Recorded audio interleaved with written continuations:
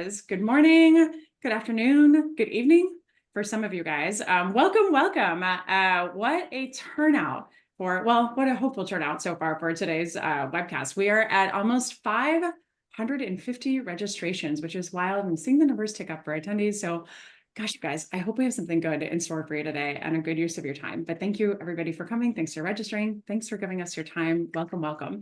If this is your first time to a samsales webinar, welcome. We're very excited to have you. In the chat, share where you're coming in from. Feel free to network, drop your LinkedIn comments, and feel free to say hello and welcome others, or talk about what you've gotten out of these sessions to help hype everybody else up. We're just so excited to dive into one of our very favorite topics, which is everything writing.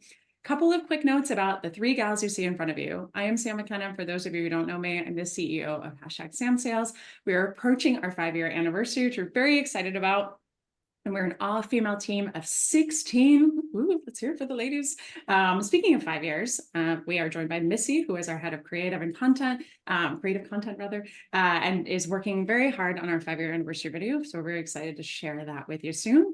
And I am also joined by Paige Tills, who is our head of marketing. If you subscribe to our newsletter, if you laugh at the memes that she delivers every single week, you have her to thank for that. And in fact, she just shared a very funny picture of her and her dog. So feel free to pop over to LinkedIn and say hello to both of them. A couple quick notes. We're going to go through perfect email framework today, and then we're going to turn it over to some of you guys to share your live emails, share your questions that you have, and then tackle the over 100 email or 100 questions that we got in preparation for today's webinar.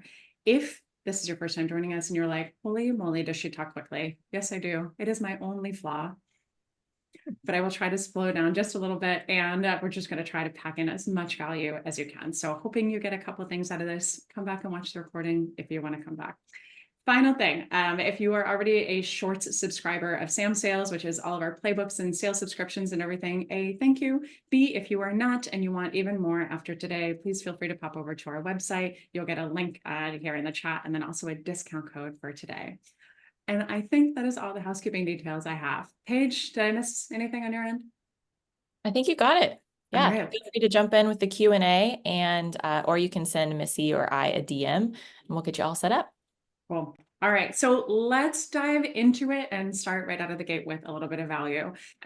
Before we go into your examples, I want to share with you what humbly we think of as the perfect first email. So we're going to go through a couple of sections here, starting with the subject line. Number one, what you have to think about when you're writing content, outbound, even referrals, even inbound, and how you're responding to them, your subject line has to stand out. This is the most important part of your email, paired with the first sentence you write. So the subject line, if you are a fan of ours and you know Show Me You Know Me, this is going to be old news for you, but the subject line should be something that makes absolutely no sense except to the person reading it. So if you think about that and you look at that subject line that we have here, running podcasts plus Chicago pizza, raise your hand if that makes sense to you. It doesn't, right? Because it was written for just one specific person. So think about how you can capture some Show Me You Know Me and write a subject line like this for your buyers. Pop over to their profiles, look at what you can find on LinkedIn, go to their company site, Google the executive's name. Have they been on a podcast recently? Have they spoken at a conference? Have they written an article? There is so much that you can find out either about the human, start there, or their company that will let you craft a Show Me You Know Me subject line that helps you stand out. The other thing to think about is, well, can I go on their LinkedIn profile and grab that information? Isn't that super creepy? No.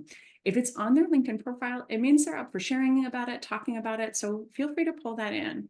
This may seem really commonplace, but even as I think we can call ourselves the queens of Show Me You Know Me over here, since it is our trademark line, we rarely get Show Me You Know Me lines. So even for us, as people try to get meetings with us, if we're not seeing it, your buyers aren't seeing it. What an easy way for you to stand out. Then first sentence, hope this finds you doing well. Oh my gosh, please don't do that. If you did not get our email today, feel free to Google corporate bro, hope this email finds you well, and it should give you a good laugh for my future husband. What? Who said that? So let's think about our first sentence. How do we start something by diving right into either the Show Me You Know Me, right? Or simply saying something like this. We've yet to be properly introduced, but I'm Sam McKenna, CEO of samsales. Now, there's a lot of rhetoric out there that talks about the fact that you don't want to start with your name. You don't want to introduce yourself. And there is some truth to that. It's not a waste of time, though. And what I want you to think about is when somebody reads that show me you know me subject line, and then they see we've yet to be properly introduced, but they're like, oh, who are you? Should we have been introduced? You obviously did your homework. You know something about me. Let me at least open the email. So the first sentence matters in the sense of we just want to make sure it's not super salesy. So avoid things like, hope this finds you well. Avoid things like just following up for my voicemail. Avoid things like leading agencies use XYZ companies like us. Oh my gosh, right? Instead, use a sentence like this as a crutch or dive right into the show me you know me. I came across your article. I love what you had to say about this. I just finished listening to your podcast. Jump right in. Those first two things are the most important thing to actually getting your email open. The higher you go in terms of the titles you're trying to target, the harder it will be for you to stand out because there is more volume. Your executives are getting 20, 30, 50 sales emails every single day. And if you want to know what their inbox looks like, pop over to your email, hit spam, and take a look. And that's usually what theirs looks like. Now, in the email, we've done that. And then what we want to do is connect the dots, right? So we want to connect the dots on the show me, you know me. We want to talk about that. That can be right there. It can be in the PS. PSs are great to catch the eye, right? And pull readers in. But then we want to think about a transition. So you don't want to say like, oh, I see you went to FSU. I have such great memories. Leading companies like yours, use companies like ours, blah, blah, blah. We want to make a transition. There has to be a flow, right? Think about how you have a conversation with somebody, right? You wouldn't walk up to somebody at a conference and be like, oh my gosh, I love your, speech that you just gave on stage. Companies like yours are using our agency to, you'd never say that. There would be a transition. Make sure there's a transition in your email. So pop through that transition. And then what I want you to think about is the challenge you are looking to solve for that buyer persona. This is not what you do. It is the challenge you solve. So if you're reading your emails, which we're going to dive into one in just a little bit, but if you're reading your emails and it says, this is what we do. We are a sales training company and we build LinkedIn profiles for executives. Want to talk to us? No, we don't need you. So it's too easy for somebody to see what you do and to say, we already have that. We don't need that. We get this already. It's not a priority for us, etc. What is a challenge that they have that you solve? What makes you different? How can you stand out? And you want to make sure it's buyer persona specific. So if I'm writing a CRO, I'm going to write that person something very different than I'm going to write a maybe senior manager of sales enablement, right? Same kind of thing, same challenges we're solving, but different priorities that each of them have. One, probably a little bit more in the weeds, another one, very broad and revenue focused, especially if it's a global level. Then what we want to think about is the so what. When you think about what you do, right? We're a sales training company. We build brands for executives on LinkedIn. So what? What do you do? What's the tangible outcome of what it is that you do? How can you solve that challenge? So think about that so what in terms of your value proposition. And then the kicker. And let me just say, I can already feel some of you saying, and this feels like a really long email. And I'm going to get to that in just a second. The next thing I want you to think about with this in mind is the hidden or forthcoming objection. The hidden or forthcoming objection, let's say I say something like, hey guys, we are an agency that specializes in LinkedIn Sales Navigator and social selling, and we can train your teams. Want to talk? Right? I see that you've made a massive investment in LinkedIn Sales Navigator. We offer world-class training on that stuff. Would it be valuable to have a conversation? Would a conversation be the worst thing to have? Please don't say that.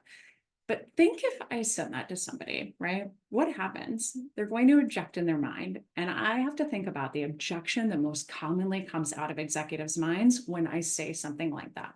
That objection is, we have a CSM at LinkedIn. We don't need you. If I don't get around that objection in the first email, they're going to immediately delete it. And then I'm going to be forced to send 17 other emails in my sequence or my cadence and continue chasing them. So we have to get around that objection. You may have a CSM at LinkedIn that you already work with. Here's how we're different. Here's what we do differently. Here's how we train their teams, etc. That's what you have to think about. Value proposition and the so what for that specific buyer. And then what's the objection and how do you get around that? And then let's talk about the close. Think about how you're going to solicit, not for a specific meeting, but more for interest. So much data. Gong has great data on this as well. Says that if you focus on asking for more interest, right, instead of like, would you like to book 15 or 20 minutes on my calendar, that you're actually going to get better replies. And we've done so many of these to show the data proves this. Then let's talk about one thing that's highly controversial. Should I send a calendar link or not? And in your outbound communications, heck, even in your inbound and your referral conversations, I would not send a link. Now, I know this is very black and white for some people. I just posted a video about it a couple weeks ago, but here's the quick and dirty. Number one, you're putting the onus on somebody else to book time with you, right? You're saying, here's my calendar link, especially in outbound, don't do it. The second thing to think about, let's say it's even a referral or an inbound and you send that calendar invite. If you want to be super, super, super selfish in the way you think about this, when you send a calendar invite out, you are again putting the onus on the buyer. But on top of that, the buyer is circumventing all of your internal meetings. So your one-on-ones, your forecast calls, the time you might have blocked to do something administrative, on your calendar. And let's say the person says, I booked time for 2 weeks from now. I could meet this Friday at 12, but I saw you were booked. Thanks. And you're like, wait, I can move that meeting. Don't do it. Instead, right? Speed to lead, urgency here really matters. So simply say, send a few, interested in learning more? Send a few times back to work on your end, and I'll send a calendar invite along accordingly. Easiest way to make sure that you speed up that experience and then also give that buyer a better experience. And then final thing, putting this very long email all together, you'll see an email that I've addressed to Missy here on our team and gives you the breakdown of a lot of what we've talked about. Now, take a breath for just a second, and I will shift to an email example, and then we'll dive right into that. One thing to note too, we're going to make that tear sheet that we just showed you available for download. So if anybody purchases a playbook today, you will also get that free of charge as a digital download immediately afterwards and be able to get access to that. Feel free to use it, print it out, use it as a dartboard, whatever you'd like, but hopefully that was helpful. Let me just talk really quick on the length piece before we dive into this email and take a look at this. So that was a long email, right? And some of the questions that we got were, I'm told that I'm supposed to send emails that are less than 50 words in length. I'm told that I'm only supposed to have a subject line that's 2 words. I'm told that I'm supposed to send an email that looks like the shape of the letter F. What? The thing that I want you to think about here is you're dealing with human beings first and foremost. And second, if you manage to cut through the noise, right, of that buyer's inbox and get them to open up your email, let's say again that you write an email that's less than 50 words. And let's go back to the example that I said earlier. I send a note and I say, we're world-class sales trainers on LinkedIn Sales Navigator. I see that you've been making a massive investment in the platform, interested in learning more about how we can help your teams. Probably less than 50 words, I think. But what happens there? I haven't earned the buyer's time. I haven't proven value about why they should spend time with us. So that email being a little bit longer will actually help you because that buyer is going to invest 16 seconds in reading that email versus saying, sure, and investing 30 minutes in responding to you. Because let's say I send an email to that buyer and 6 of my competitors do the exact same thing. How are they going to choose who to respond to? How are they going to decide who to give time to? You have to earn the time for their meeting by making these emails a little bit longer. And again, cutting the value proposition that's buyer persona specific and getting around the hidden or forthcoming objection. Okay, let me take a breath and then let's dive into this email example. Paige, do we have Nick on the line today about this example or no? We do not. Okay, cool. I'm going to dive into this email example first because I thought it was a really good one and a great effort. So let's take a look at a couple of things here, right? So subject line, GSU plus Allen Paulson Stadium plus RSI. Yeah, so, we're not seeing the email. We're still seeing the. Dang it, hang on. Hold on. Forthcoming, you guys. Got it. Can you see it now? Yes, now we can. Cool. All right. GSU plus Allen Paulson Stadium plus RSI. I want you to think about this for this person, Lynn, right? When Lynn takes a look at this subject line, she's going to see GSU, Allen Paulson Stadium plus RSI. She might know the first two. She might not know the last part, but she'll probably open it, maybe. So a couple of things to note here. Number one, just left a message for you. We want to think about this subject line or this first sentence, because when we pair these two things together, again, which shows some show me, you know me, but it's like, hey, I just left you a voicemail. Psst, this is probably a sales email. So you really want to avoid that. cut to the show me you know me right away. If we just left a message for you and said, say, I see you're a Georgia Southern alum, one of the best college football environments, et cetera, it's still a little pulling on the threads of what we see so often, like I see you went to FSU, want to buy my stuff. But think about the second sentence that comes along. One of the best college football environments I've experienced. So if she sees these words, right? This part here is the first sentence that she sees, plus the subject line, she might open it. Then what we have to think about is what's the next part? Connects the dots really well, talks about this, right? Goes back to say, like, hope you get to go back, etc. And then we do the transition. The reason for my outreach, the real reason I wanted to connect is, but then what do we see? We help hospitals and health systems with revenue cycle support, specifically those with frustrations around cash flow and AR days. We don't have those frustrations. We don't need you. We already have somebody that does that, right? It's so easy to say, you do what we already have in place. Thanks and bye. So what makes you different? What's specific that you solve? How do you solve a challenge that you know that the incumbents probably don't? What's a common frustration people have with competing platforms that makes you different? Get to the specificity, right? Instead of going 30,000 square feet or feet up in the air, go to the 300-foot level, dig in. Then let's just think about the other sentence. Well, I don't presume those are challenges for you. Would you be open to a conversation? So wait, those aren't challenges and you still want to talk? So think about what the purpose is of the call. What's the value to Lynn, right?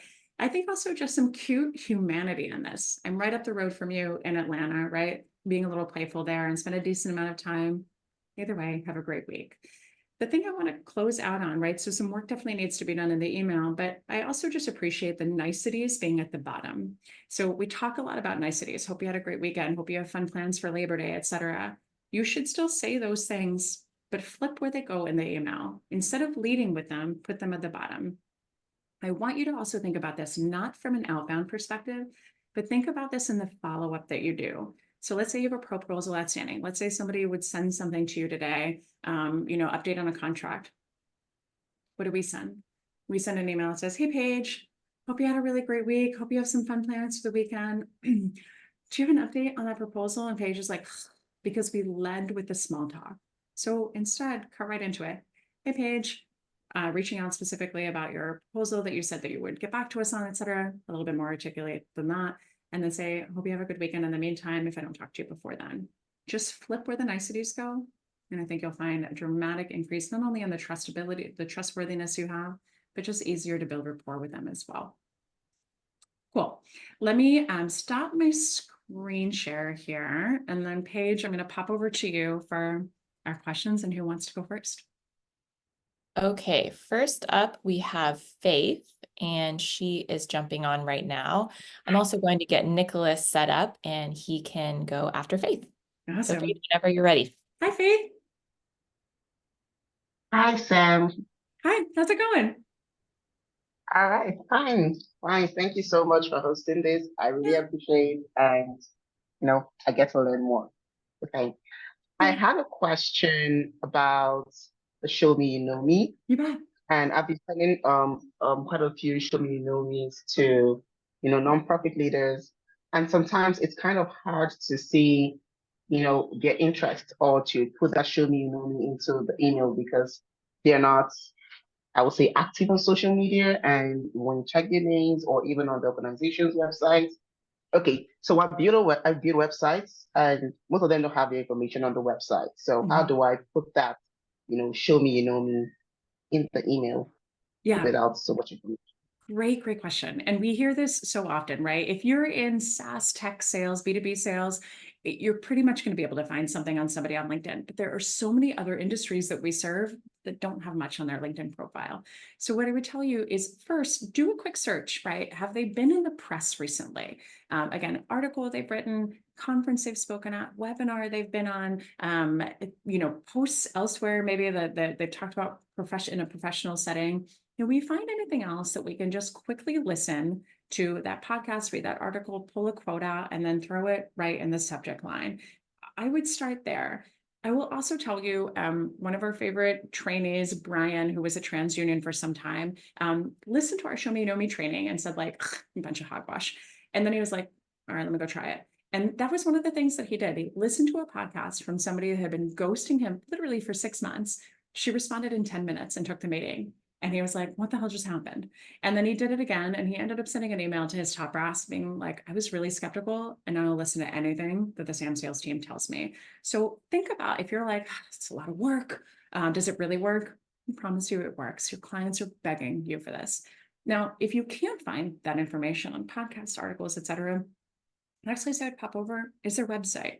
So as a recent example, about a year ago, actually, one of the clients that we trained in the UK was like, we're trying to get in front of this bank. They have nothing on their profiles. There's nothing on their website. Like, what do we do?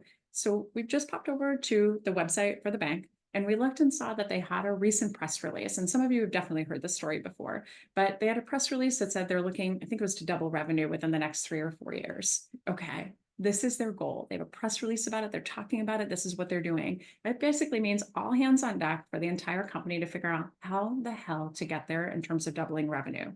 What do you do that will help them get there?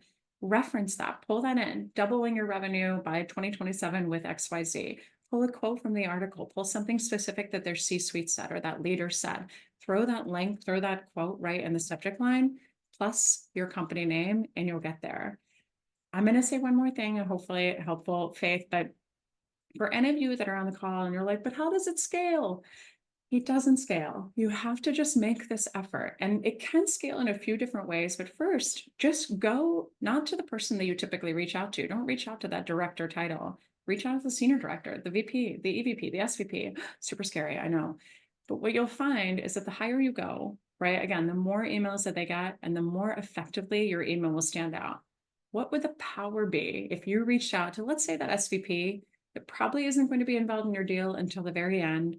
You made effort with them and they said, I don't handle this, but our VP does, and let me introduce you. You've now instantly multi-threaded and you've gotten an introduction from that person's boss to the person you really want to talk to. What a powerful thing to do. Faith, I'll stop talking now and stop yelling at you for a second. Hopeful there? Yes, it was helpful. Thank you. Thank you for coming. Lovely to meet you. Thank you.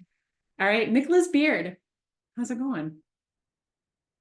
It's going. I'm going to do the camera. How's it going, man? Good to see you.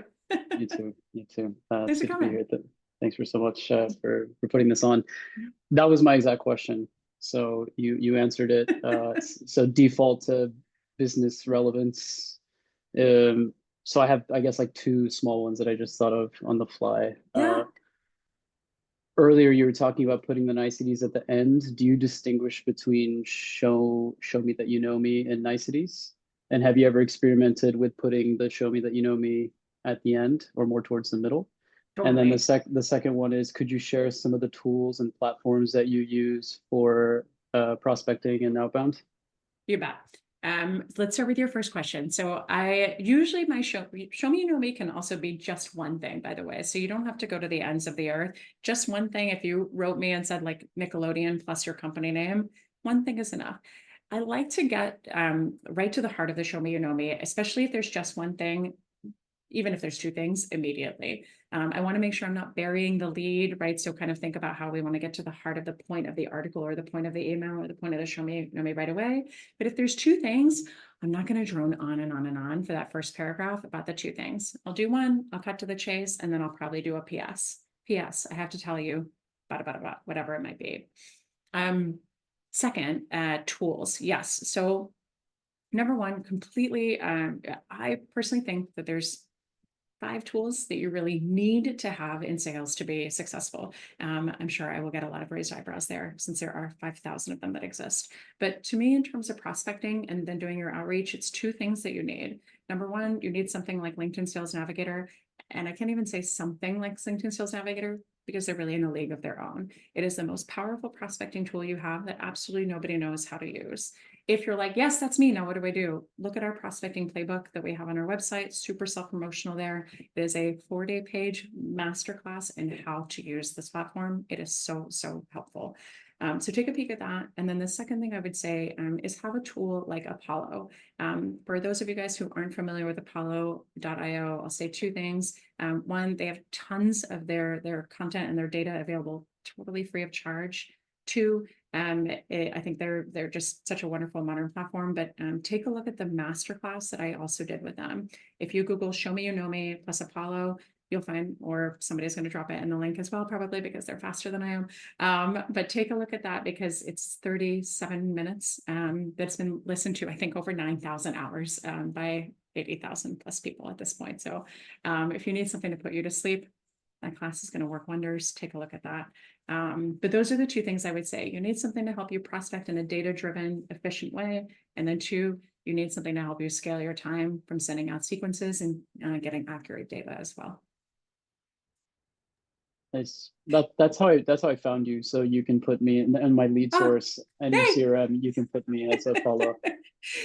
You are one, I think, of probably a couple of thousand that have found us through Apollo. So thankfully they're not charging us for that because we'd be in trouble real fast. But great to meet you, Nick. Thanks for saying hello and for the questions. Sam, before we jump over to Christine, some people are asking in the chat, what are the 3 to 5 tools that you would recommend? I technically think there's really only 4. So you need something like a CRM, you need a LinkedIn Sales Navigator, you need a sales engagement platform, Apollo, something like that. And then you need something like a Gong that records your calls. And now everybody's kind of really crossing over in the revenue management space. So I know SalesLoft has tremendous technology for this as well. So take a look at their platforms too.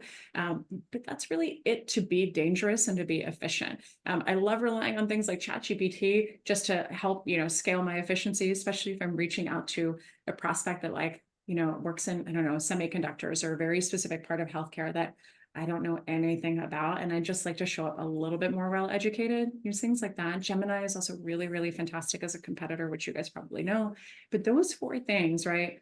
Give me a place to pull data, give me something to make me efficient, give me a place where I can record my calls and continue to grow with my leader. And then give me an opportunity to be able to keep track and records of that. And I'm in good shape. Cool, thank you. Okay. Yeah. Now, Christine, if you want to jump in with your question, go for it.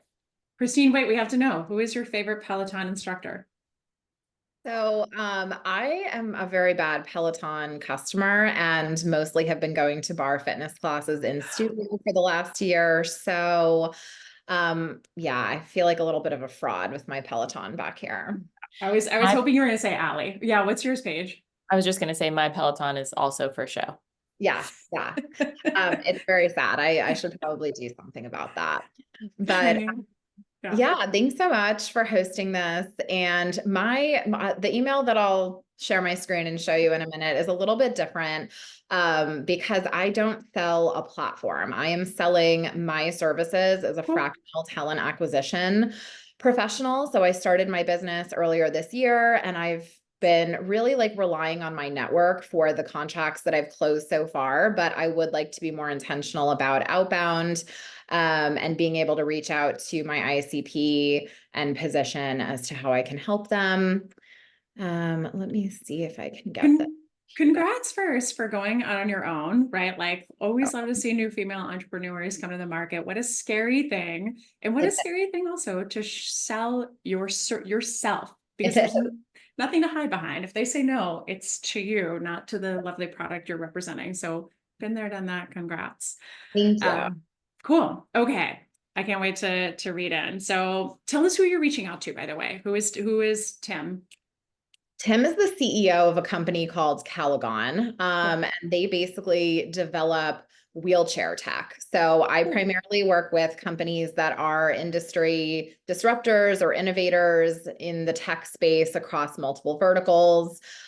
Usually they are more SMB type of segment. So they might not have an in-house people team, or if they do, they need some bandwidth support in certain areas.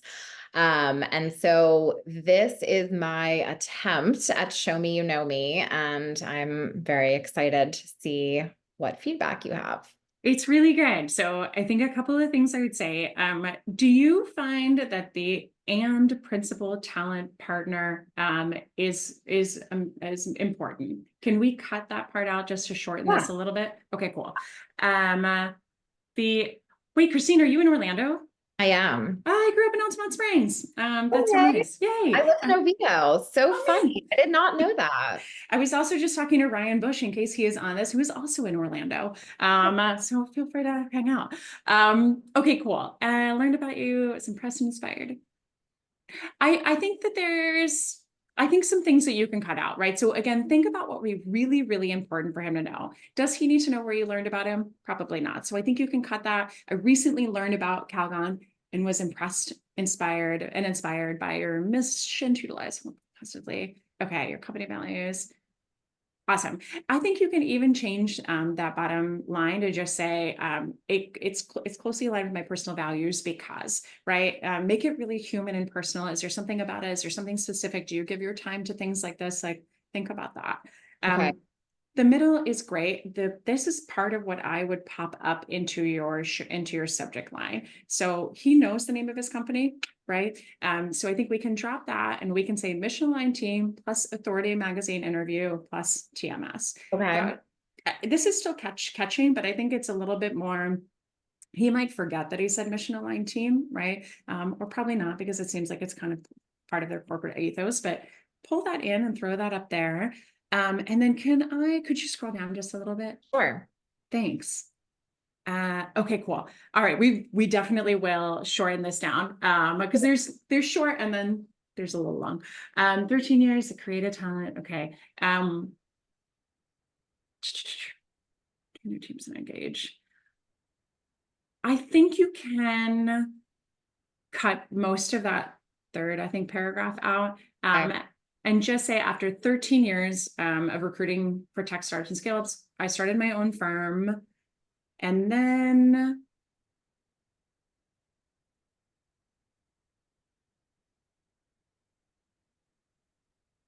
my fractional model is an alternative to all the above, providing the embedded expertise of an in-house recruiter in a flexible format, meets your business needs, shift over time. What I would say, so just interest of time for us is I would cut, especially the middle part. After 13 years of recruiting for tech startups and scale-ups, I created my firm to solve a specific need in the market, something like that, and then cut very, very succinctly into what it is that you do differently, and try and not reading it slow enough to absorb exactly what it is, but I would say something like, I'm certain you're accustomed to working with traditional agencies and the expenses that come with it, but here's specifically how I'm different. So not only are you getting world-class expertise, but for a fraction of the cost, wonder if we could chat. I still think that that's too broad. So what I would tell you is give it a rewrite and then send it over to me. You can grab if you don't already have it, you can grab my email from Paige or Missy, and then I'll help you with the red lines to really nail this first draft.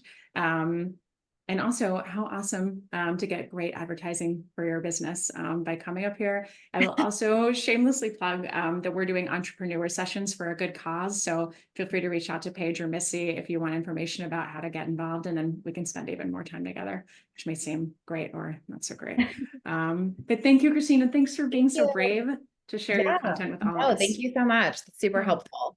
Appreciate it. Take care. Bye. Hi, Shane. Hi, Sam. How are you? Good. How's it going, man? It's going good. It's going really, really good. Longtime fan. Oh, thanks. I'm a Thank fan you. of Tony. You know me. We used samsales framework at my last company as well. What company was that? Onbe, but I'm with Okay. Blackhawk now. Cool. Happy to be over here and doing things. My question for you Yeah. was, I've seen this transition with a lot of prospecting influencers on LinkedIn, where they're going to more of like a direct, concise approach and kind of avoiding the show me, you know me segments. And I just want to know your take on that. It does look nice seeing like the mobile friendly versions, but also it's missing things, I feel like. So I just want to know your thoughts. Yeah, I think what you just have to consider, I think there's always someone who will say, this works, right? Spray and pray works, spamming works, short email works. And what you want to kind of adopt as you think about every part of your career and sales process and everything is what we talk about all the time internally at samsales is now what and then what. And so we even say that to our clients, right? When they say like, oh, we love cold calling, it works. Okay, well, and then what happens? how many meetings do you book of it? What's the show rate? What's the sales cycle? Is the pipeline different? Is the revenue? And then what? So that's the thing I would say, like, it works is kind of meaningless when you hear that from others. So just consider what comes next after that, and what does that mean it works? What's the actual value that comes at the end? To me, scaled and veiled efforts are, I don't, not even a dime a dozen. I don't even know what the right frame of reference is numerically, but it's so different to make the effort. And again, I think that if you set your sights on sending 10 net new emails a day, go 1 or 2 levels above what you normally do, put in the effort, make it a little bit longer. Lengthwise on mobile friendly version, keep it to about 2 thumb swipes, right? Like, I think I'll go back to Christine's email. It's lengthy, so that person can be like, oh my God, what do you need, right? So we can definitely make it more succinct, but you need those pieces, in my opinion, to cut through the noise and get to someone to say, this makes sense, you got around my objection, you're smart and you made an effort, I'm willing to give you the time. Last thing I'll just say there, Shane, when you employ that show me, you know me, you're also just showing you're a different caliber of rep, right? You're willing to make the effort. And what I think you'll find is how often people will open and respond, even if there's no need. So selfishly for you, right? Consider, what does that mean to your personal brand? Somebody responds and they're like, Shane, great email. We'd love to help you. We're just not in the market. We just signed a 3-year deal with your competitor. And you're like, son of a bee. But you might sell to this person again at some point. So one, for the love of God, please respond when somebody emails you back, right? So just say, thank you so much for the response. I so appreciate it. Would love to stay in touch. I'm going to say hello on LinkedIn, and then go and connect on LinkedIn. Keep in touch. See if they change jobs. Do they go to your territory? Can they buy you at some point? Follow up in 3 years if you're still here. So much that you can do with a no to keep showing how different you are. Yeah, definitely. I appreciate it. Thanks, Shane. Thanks for asking a question, and thanks for the kind words. Bye. Hi, Lindsay. Hey, Sam. How's it going? Good. How are you? Good. I like your stripes. I'm a big stripe girl. Thanks. So I am so happy that I found you. I was referred to you by Darren McKee just a few weeks ago, and this is, I think, my second webinar that I'm sitting in with you on. Yeah, quick question on the email example that you created. Do you have a follow-up to that if you don't get a response? Yeah. First of all, thank Darren for us. He's so nice, and always appreciate all his pictures. This back horse hat always is classic sign. 2, I was going to say, what was the other webinar? Was it the women's group? Yes. Okay. For all of you women, or those who identify as on the line, please come to our women's group. They are so inspiring. You can find them on our website, or probably a link forthcoming in the chat. What do we do as the next email? So let me just tell you a couple of quick hits here. Number 1, we always say, like, do all of your show me, you know me research and tee up your emails like Monday through Wednesday during the week. Then, I promise I'm getting to your question, send your show me, you know me emails on Thursday and Friday. Why? So there's, again, a lot of noise out there about never send an email on the weekends, never send an email on Friday. For the love of God, never send an email on Monday at 8 o'clock. I can't even remember what I do for a living on Monday at 8 o'clock. So don't send it then. Instead, think about Thursday or Friday. Less noisy inbox, usually less noisy calendars, especially during the summer Fridays. Hello. So send those then. The second email is going to come less than 48 hours after the first one, but more than 24 hours after the first one. So if you follow that, like, try around like 42 hours, 38 hours, something like that. You don't want to be too aggressive, right? But we also don't want to wait a week, which is what sometimes people do, or 2 weeks or a month. Good grief. So think about this. If you send that first email Monday, Thursday, or Friday, and then you use something like Apollo, and you send your second email automated, you don't even have to wake up. You don't have to be, awake or online to send the email. It just goes out automatically. Send that email on Saturday or Sunday. Saturday morning, Sunday evening. Those are 2 great times to send it. The thing that you want to think about, right? Let me just get around the hidden or forthcoming objection. Why would I send an email on the weekend? I don't want to bug them on the weekend. I don't want to do anything. It's not like you're cold calling them, dear God, or FaceTime cold calling, which was a thing for a minute. Why? You're not doing that. You're sending something in their inbox that they have the distinction whether or not they can open it or not. It's up to them. So in that email, what you want to do is not send any new information.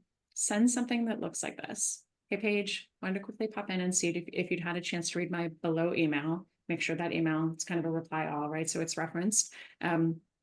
I'd still be super grateful to chat with you about how samsales can support your organization. If you're up for a chat, just let me know.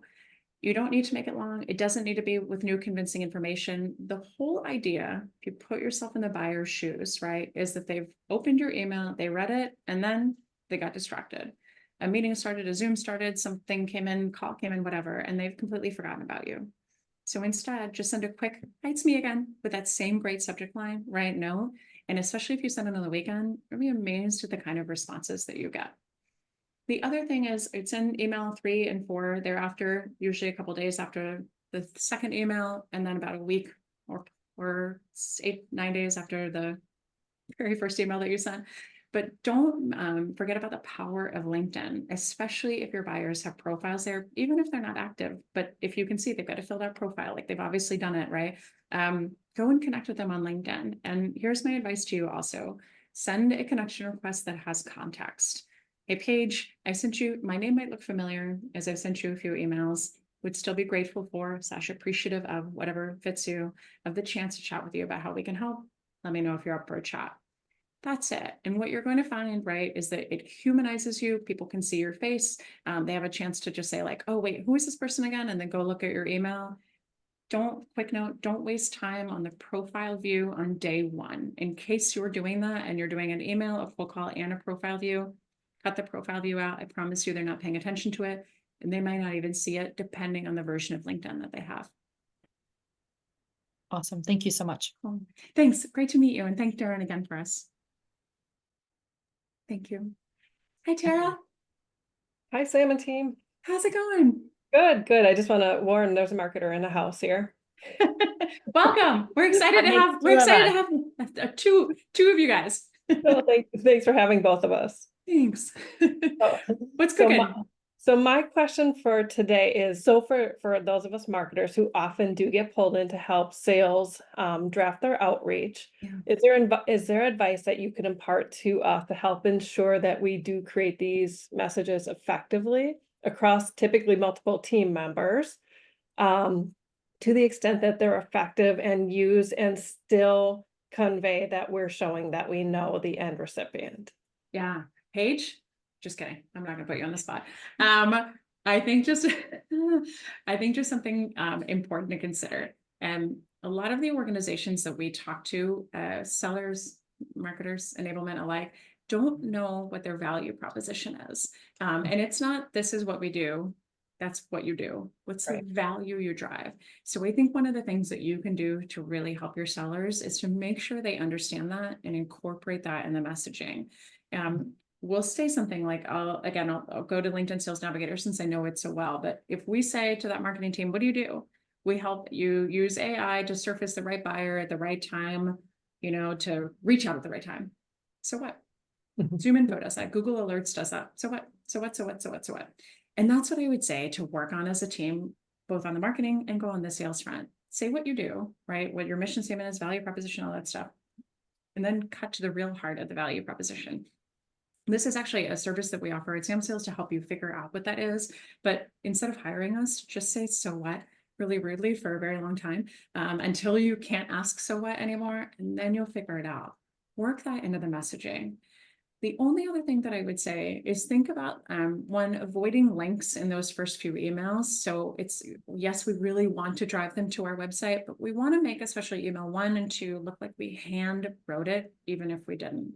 And then links that come in at the end, I would say make it your broadest TAM, most popular content, right? So ours might be something along how to write a perfect email or how to top 10 algorithm hacks, all on our website, you guys. But it might be that so that we can get somebody who's like, oh, this might not be applicable for me, but let me forward it on to a team or let me send it to my BDR later, et cetera. Want to make sure it's broad TAM and it's helpful. And then please, for the love of God, again, don't make it gated. Let people access your content, learn with you, and eventually they'll inbound, if not reply to that email. Perfect. Thank you. Great question. Thank you so much. Thanks for coming too. Appreciate it. Thanks, Tara. Okay, Sam, we've had a couple of similar questions come in through the Q&A. And I know you talked about this a little bit at the beginning of the webinar, but for those that came in late, can you just reiterate one point? This one specifically comes from Bobby. Do you lean more towards a humorous, fun cold email subject line or towards data, business specific verbiage? Cool. I think you have to read the room. So I would say one, err on the side of more buttoned up email communication. So a little bit more polished, businessy, etc. Now, if you go on their LinkedIn page and you see that like Paige today has a picture of her and her dog Dakota and a coffee mug from LinkedIn, I think. But if you look and see that like Paige has some fun, she shares memes, she shares things like that, you can probably assume that she'll be swiveling her shoulders around like that when you send her an email. So I think if you can find something that says that maybe they're a little lighter, looser, etc., go for it. Otherwise, I would stick to a little bit more of a polished look. Now, I will say, like, your marketing efforts might be a little bit different. Like, for those of you who get Gong's emails, like Gong tends to have some fun in the emails that they send. Lots of memes, lots of things. We have lots of fun in the stuff that we send. So if you're a subscriber of ours, you can probably ascertain that a smart ass comment will go a long way with our team. That's kind of our culture. But otherwise, keep it buttoned up until told that you can go otherwise. And I think I know the Bobby that is, to which I would definitely send a smart ass comment too, because I know that he has a fun personality. Talk a lot about Van Wilder with Bobby. All right. Thanks, Paige, for the great question. And hi, Ashley. Sam, I'm so excited to be here, and props to you for reaching out to me on LinkedIn and asking me to bring an example. I'm so glad you did. Thank you. Yeah. So quick context, I sell patient recruitment services to pharma biotech companies, and we currently have an influx of patients looking for mental health support. So obviously with depression, anxiety, and so we have a really narrow subset of potential clients that we're looking to engage with. Which is why I'm always been a huge fan of Show Me You Know Me, but this is even more important in this case. So I'm going to share my screen. Okay, so in this sequence that we've kind of set up on HubSpot, this is our initial email. And I'm curious to get your feedback. I've already taken some notes on just hearing you talk. Good. Tell me about the recent news update about Palisades study initiations and planning. Also saw the company was awarded.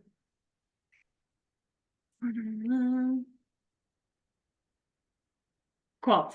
Let me ask you, what is Palisade? It's their study that we'd like to support. Okay, it's their own study. Yes. Okay, cool. And then who is Joe? He's the head of clinical operations. So my targets are C-suite, and then typically the head of clinical operations. Cool. And is Joe still there? He is. Okay. Why not reach out to Joe and be like, hello?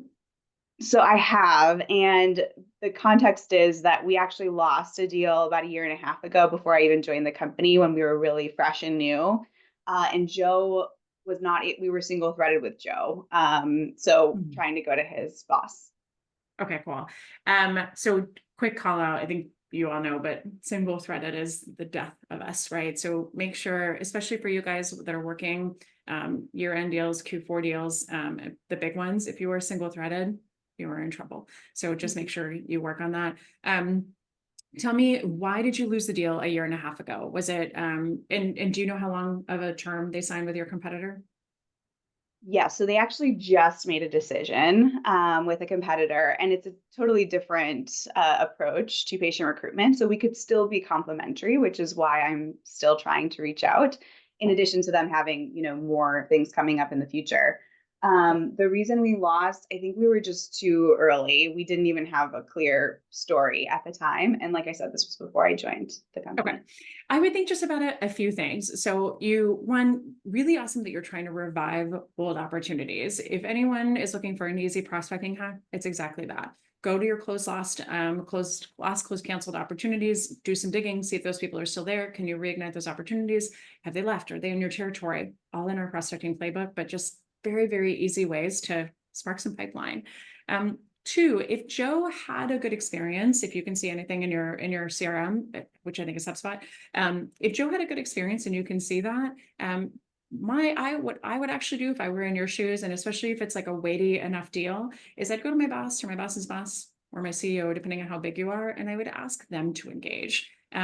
You want to make sure that this is something that you're doing for the right opportunity. So I don't want to, bug the VP of sales of, who owns like 250 million of P&L or something like that and be like, can you help me reignite my op? But if this was like a marquee op, if this is a major title, this is something that's really important, that's their job, is to help you. So go get them, Tiger. And I wouldn't have them reach out. If you can't do that, I would reach out to Joe first, and I would see if you can reignite things, and I would kind of not fall on your sword a bit if you haven't already. But I would do something along the lines of like, I know it was here before. It happened before I was here. I know we missed the mark on some things because our product is really early. I think you'll be really astounded by what you see next. Would it be worth a chat? Would you be willing to give us another conversation to look at what we can do? Let's look at the rest of your email though. Let's pretend none of that exists and Joe's gone. And so I would probably put Joe's name in the subject line, just call attention to that. So we've got a little bit of a better note in there. And then if you're anything like our current plans, we're talking about enrollment updates on daily basis, weekly basis.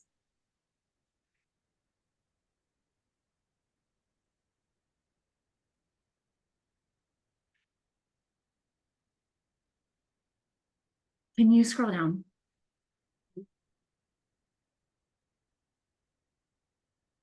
Okay, cool. And this isn't my field, so let me just ask you also real fast.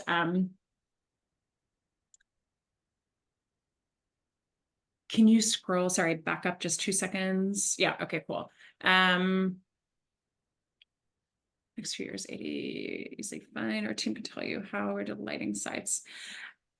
I think that the so what might be obvious here. But I would say I would kill the video in your first note. I think you can make reference to it and say, I have a video that explains a little bit more. I can send you out. And Israel, yes, there is a coupon for the prospecting playbook. I see your question.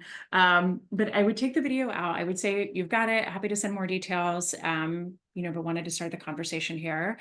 And then I would say, like, send this to me, again, interest of time today, send this to me and I'll help you redraft, because I want to pull some pieces apart. Can you shoot that over to me over email? Yeah, of course. Okay, cool. But hopefully at least the first nuggets of who to reach out to for the rest of you too, if not directly applicable for you, were helpful. But thanks, Ashley, for Thank sharing your you. screen. Yeah, appreciate it. Thank you. Thank you. Okay, Paige, we have time for two more questions. Yes, I think we do. We have a couple come in. Let's talk about this one for sales leaders. So as a sales leader, how do you get all of your reps in line on the Show Me, You Know Me train? And how do you keep them consistent and encouraged as a sales leader? Hack the whip. Just kidding. So our former VP of sales is Sarah Carcone, who said one of the smartest things to me in her interview, which you guys probably already know, but if it's not measured, it won't be done. And so that's it, right? Are there, companies that come to us and say, like, we need people to be focusing on outbound and prospecting, and they're just not. And I'm like, well, what happens? What's the KPI that you have for it? And they're like, we don't. And I'm like, cool.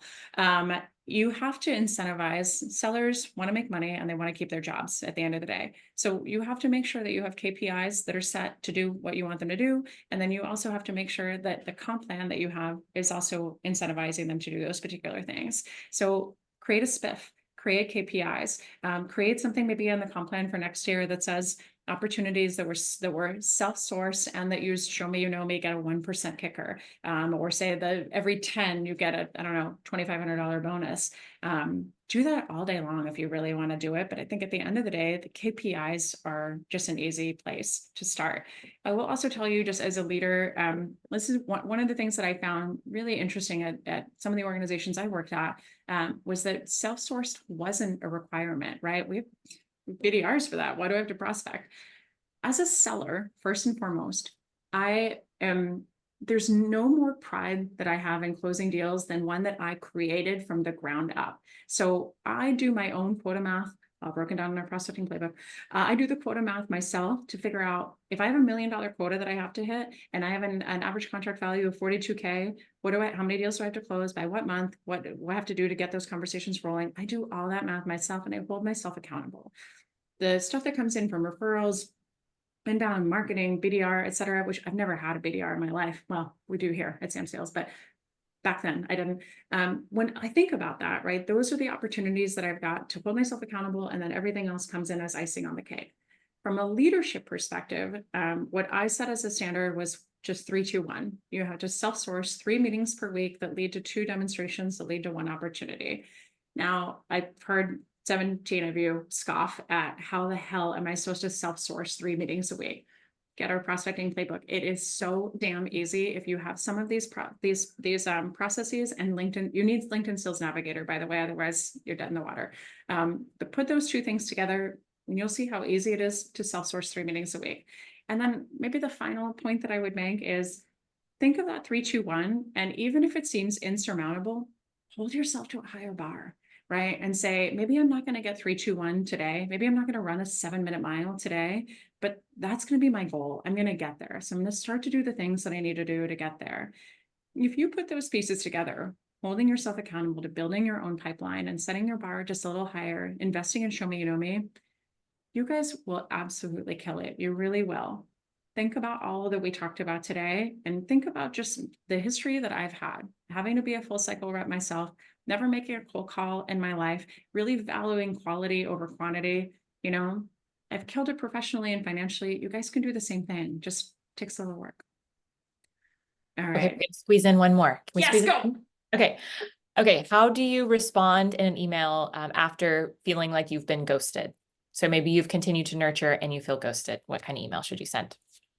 Okay, real quick, let's pretend that this was it was a positive scenario. So if you've been ghosted, like no one's ever responded, you got to give up at some point.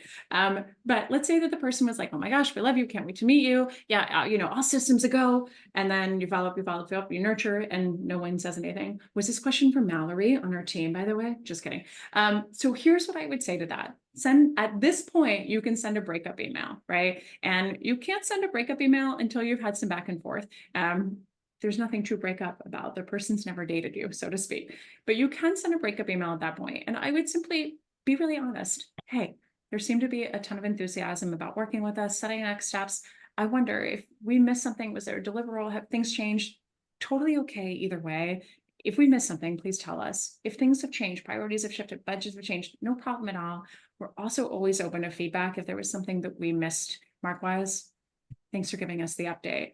If you couch it in the way of like, I'm not going to be defensive or argumentative or whatever, people are more apt to respond to you. Sometimes they ghost because they're scared of confrontation and they just don't want to tell you we went another direction. So just saying that can help you get to a no faster, which, as we all know, like the maybes are the kiss of death for us.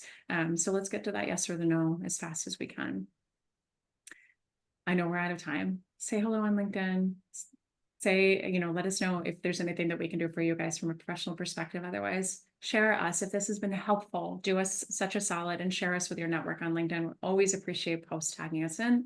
And thank you so much. And come to our women's webinar for those of you who would love to. And then come also in September to our next webinar about part 2 on LinkedIn, because we did not have time for all the questions that we got in the first session.